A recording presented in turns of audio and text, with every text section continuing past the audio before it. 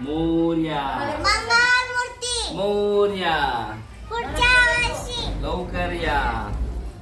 कळू ना. हा शाबास. हे दाखवा सगळं विसर्जनाचं. थांबा. एकदा इकडे बघा माझ्याकडे. गणपती बाप्पा. हा हे पहा मित्रांनो, हा की नाही हा इको फ्रेंडली गणपती आहे आणि याचं विसर्जन आम्ही अशा प्रकारे घरी करत आहोत.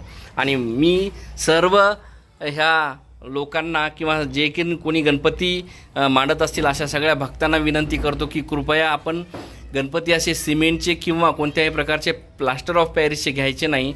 घरी गणपती बनवा किंवा मग मातीचा बनवलेला कुंभारून मामाकडनं गणपती घेऊन यायचा आणि त्याच्या विसर्जनाच्या वेळात अशा प्रकारे हा घरीच विसर्जन करायचं. आणि ही माती आपल्याला आपल्या झाडांसाठी किंवा मग तुळशीसाठी काम देऊ शकते. ठीक आहे. पहा रे, तुम्हाला सगळ्यांना आवडलं का हा उपक्रम? शाबाश. गणपती बाप्पा. गणपती बाप्पा. हा आता सोडून द्या, हळूने सोडून द्या त्याला.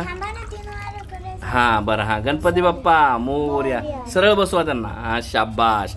आता यामध्ये असलेले हे निर्माल्य सगळे काढून घ्यायचे आणि याचा खत बनत असतो. तर मग मॅडम ते खताचं हे ओपन करा. पहा बघा, आम्ही खताची बॉटल,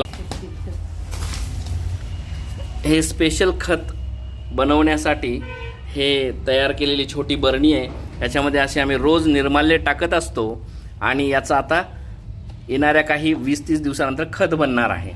याच्यामध्ये परत माती टाकायची आणि मग याचं विघटन व्हायला लागेल.